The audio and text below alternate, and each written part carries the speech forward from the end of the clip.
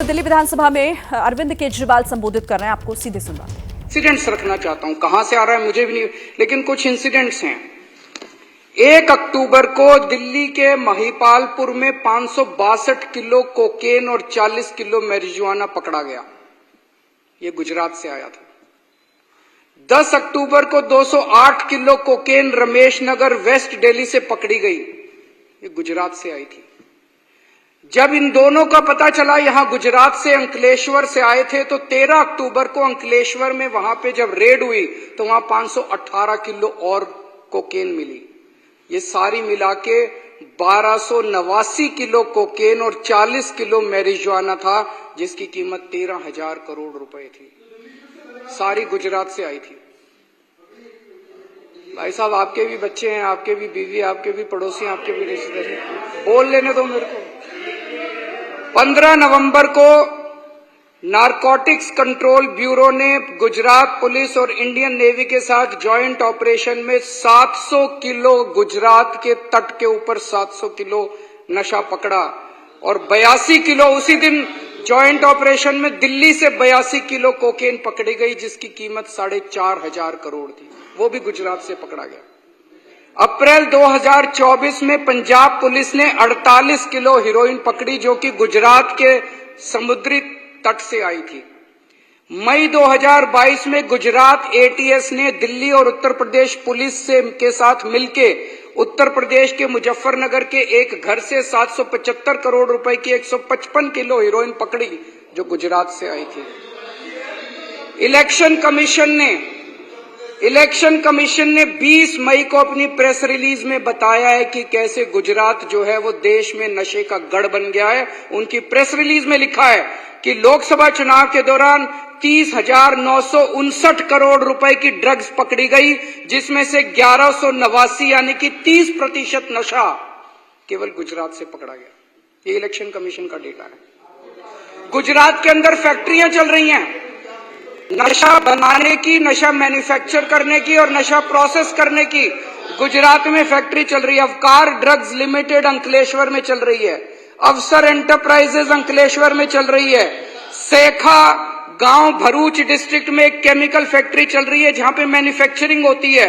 सावली तालुका वडोदरा के अंदर एक अंडर कंस्ट्रक्शन फैसिलिटी है, जहां पे नशे का मैन्युफैक्चर होता है। खुलेआम फैक्ट्रियां चल रही हैं गुजरात के अंदर, जहां पे, और ये नशा आता कहां से है? रॉ मटेरियल कहां से आता है? रॉ मटेरियल आता है समुद्र के रास्ते। गुजरात का जो पोर्ट्स है, मुंद्रा पोर्ट खासकर, सितंबर 2021 में 3,000 किलो हीरोइन पकड़ी गई मुंद्रा समुद्री पोर्ट से। केंद्र की सियासत से जुड़ी हुई ये बड़ी खबर। आज रात एनडीए नेताओं के लिए डिनर का आयोजन किया गया है। सीआर पाटिल के आवास पर यह डिनर रखा गया है। पीएम मोदी, अमित शाह और एनडीए के नेता इसमें शामिल होंगे। सभी केंद्रीय मंत्री भी डिनर में शामिल होंगे। गुजरात बीजेपी के सभी सांसद और विधायक भी इस डिनर में मौजूद रहेंगे। इस वक्त की ये बड़ी खबर। इस खबर पर और जानकारी क्या है, ये जानने के लिए नीरज पांडे का रुख करते हैं। नीरज, क्या है ये पूरी खबर? देखिए, संसद आप देख ही रहे थे कि पिछले 2 हफ्ते से लगातार अवरोध चल रहा था और कल से ही संसद चल पाई है। तो सीआर पाटिल के आवास पर एनडीए के सभी नेताओं की बैठक बुलाई गई है, जिसमें एनडीए के फ्लोर लीडर्स, एनडीए के केंद्रीय मंत्री, सभी केंद्रीय मंत्री, गुजरात के भाजपा के सांसद, विधायक मौजूद रहेंगे। खुद प्रधानमंत्री नरेंद्र मोदी इस बैठक में मौजूद रहेंगे और माना यही जा रहा है कि सदन की कार्रवाई सुचारू रूप से चले, सदन में कैसे चीजों को उठाया जाए, इन सब विषयों को लेकर प्रधानमंत्री नरेंद्र मोदी अपना एक छोटा सा संबोधन भी इस बैठक में दे सकते हैं। तो बेसिकली संसद की कार्रवाई और सदन सुचारू रूप से चले, इसी को लेकर भारतीय जनता पार्टी की क्या प्लानिंग है, इन सब बातों का आज गुजरात को लेकर खास है ये डिनर पार्टी। गुजरात को लेकर इसलिए खास माना जा रहा है क्योंकि गुजरात के सांसद हैं और गुजरात के बड़े नेता हैं। सीआर पाटिल प्रदेश अध्यक्ष भी हैं इस समय। उनके घर पर यह बैठक बुलाई गई और सभी गुजरात के सांसद और विधायकों को भी बुलाया गया है। तो निश्चित रूप में गुजरात के लिहाज से यह बैठक महत्वपूर्ण है। अकाली दल के नेता सुखबीर सिंह बादल पर आज स्वर्ण मंदिर परिसर में जानलेवा हमला हुआ। हालांकि इस हमले को पंजाब पुलिस के एएसआई जसबीर सिंह ने नाकाम किया। जसबीर सुखबीर सिंह बादल की सुरक्षा में सादी वर्दी में तैनात था, लेकिन इससे पहले कि हमलावर सुखबीर बादल पर सीधे गोली चलाता, जसबीर सिंह ने उसे दबोच लिया। पंजाब पुलिस की मुस्तैदी की सीएम भगवंत मान ने भी तारीफ की है। सुखबीर सिंह बादल को बचाने वाले एएसआई जसबीर सिंह ने बताया है कि हमें स्वर्ण मंदिर में किसी गड़बड़ी को लेकर पहले ही आगाह किया गया था। सुखबीर बादल की मौजूदगी के बीच हम पहले से ही मुस्तैद थे।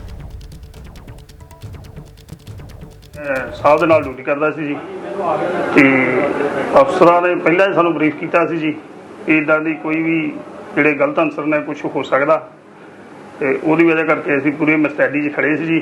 ਇੱਥੇ ਦਰਬਾਰ ਸਾਹਿਬ ਦੀ ਮਰਿਆਦਾ ਨੂੰ ਦੇਖ ਕੇ ਇੱਥੇ ਕਿਸੇ ਦੀ ਤਲਾਸ਼ੀ ਨਹੀਂ ਲੈ ਸਕਦੇ ਜੀ, ਕਿਸੇ ਨੂੰ ਰੋਕ ਵੀ ਨਹੀਂ ਸਕਦੇ ਜੀ ਤੇ ਇਸ ਕਰਕੇ ਉਹ ਬੰਦੇ ਦਾ ਅਸੀਂ ਜਦੋਂ ਆਇਆ ਮੈਂ ਮਸਤੈਦੀ 'ਚ ਖੜਾ ਸੀ ਜੀ ਤੇ ਉਹ ਦੇਖ ਕੇ ਜਦੋਂ ਕੱਢਣ ਲੱਗਿਆ ਤੇ ਉਹਨੂੰ ਅਸੀਂ ਸਾਰਿਆਂ ਨੇ ਰਾਉਂਡ ਅਪ ਕਰਕੇ ਉਹਦਾ ਪਿਸਟਲ भी खोलिया, बंदा भी गिरफ्तार कर लिया। तो एएसआई जसबीर सिंह को आपने सुना, उन्होंने बताया कि पहले से उन्हें आगाह किया गया था कि इस तरह का खतरा हो सकता है और इसीलिए वो काफी मुस्तैद थे। आइए आपको एक बार फिर से वो तस्वीरें दिखाते हैं जिस वक्त सुखबीर सिंह बादल पर हमला हुआ। देखिए, एक तरफ सुखबीर सिंह बादल बैठे हुए हैं जो धार्मिक सजा काट रहे हैं, दूसरी तरफ वो हमलावर सीधे गेट की तरफ आगे बढ़ता है, ये देखिए, और पिस्तौल निकालकर जैसे ही वो फायर करता है, एएसआई की मुस्तैदी की वजह से ये बड़ा हादसा होने से टल जाता है। और सुखबीर बादल पर हुए हमले को लेकर दिल्ली के मुख्यमंत्री अरविंद केजरीवाल ने कहा है कि पंजाब में एक बड़ा हादसा होने से बच गया, पुलिस की मुस्तैदी से बड़ा हादसा होने की वजह से टल गया। पंजाब में घटना तो बीजेपी उठा रही, इस पर सवाल खड़े कर रही है, कानून व्यवस्था का मुद्दा इसे बता रही है, पंजाब और पंजाबियों की को बदनाम करने की ये साजिश है। तो पंजाब में एक बड़ा हादसा होने से टल गया अरविंद केजरीवाल का ये बयान। पंजाब में घटना तो बीजेपी उठा रही, कानून व्यवस्था का मुद्दा। एक बहुत बड़ा हादसा होते होते बच गया।